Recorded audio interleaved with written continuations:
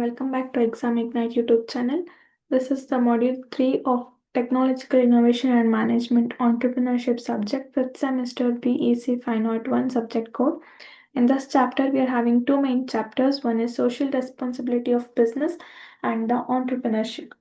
So firstly, in the responsibility of business, we will be studying about the meaning and how this is applicable to the different groups, and what is social audit, business ethics, and the corporate governance, and entrepreneurship, that is definition, its importance, its concepts, what are the characteristics for a successful entrepreneur, classification of entrepreneurs, then myths in the entrepreneurship, then development model, development cycle, problems faced by the entrepreneurs, and the capacity building for entrepreneurship. So these are the topics that we'll be covering in the part 1 and part 2 videos of the module 3. So starting with the part 1 video, here social responsibility of business, meaning or social responsibility. So it can be defined in different terms.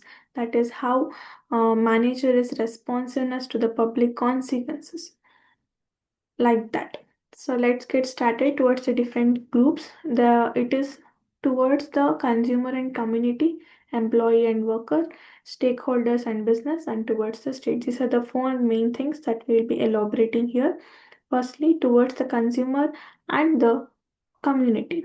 So production of cheap and better quality goods and services by developing new skills, innovations, and techniques, by locating the factories and markets at the proper places, leveling out seasonal variations in environment and in employment and production, deciding priorities of the production in the country's interests, and conserving natural resources, providing social audit, and making real customers' needs as the criteria for selecting messages to be given by product advertisements. Example, toothpaste is bought not to kill bacteria but to create white teeth, like this. It's all about advertising. Then preventing creation of monopolies, then avoiding after sale services, ensuring hygienic disposal of waste after production, and voluntarily assisting in making the town environment satisfying. So next, achieving the better relationship between the community through adequate and essential intelligible information about its working. Then towards the employee and the workers, it's all about uh, which is possible only when business is willing to accept a voluntary on his or own profits. Then selection, training, and promotion, irrespective of race, religion, social security measures, and good quality of work life, good human relationship, that is industrial peace, educating workers to produce their own leadership, and freedom, self-respect, and self-realization, recognition of a talented workers, and provide the appreciation through the incentives. Next is towards the stakeholders and the businesses. So promoting good governance through the internal accountability and transparency, fairness is relation with the competitors, and towards the state, keeping active participation in the direct identification with any political parties, observing all the laws of land by the few objectives that are covered here. Next is social audit. So social audit, it is a systematic study and the evaluation of the organization's social performance as distinguished from its economic performance. This is what called as social audit. The social performance refers to any organization's activity that affects the general welfare of the society. Benefits, it supplies the data for comparison with the organization's social policies and standards. The management can be determine how well it is living up to its social objectives.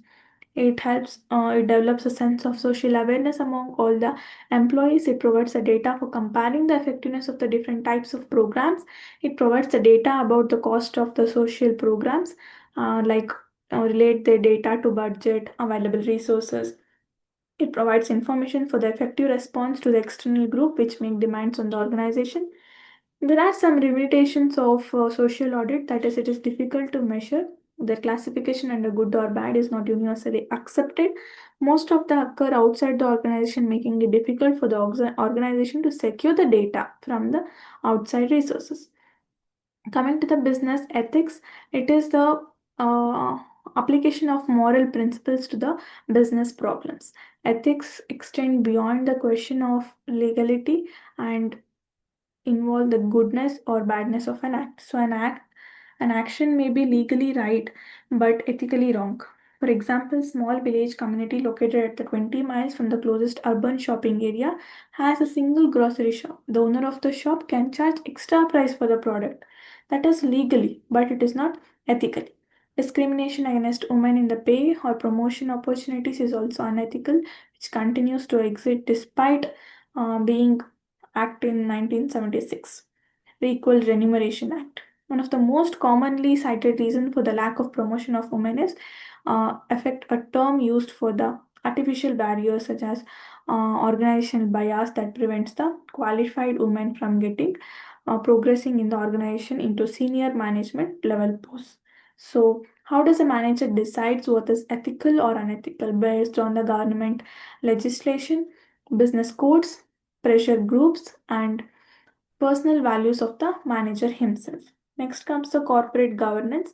It is used to denote the extent to which companies run in an open or and honest manner in the best interest of all the stakeholders. So, what are the key elements of this good corporate governance? Is transparency and accountability, which incorporates a system of checks and balances between all the key players, that is board of directors and auditors and stakeholders.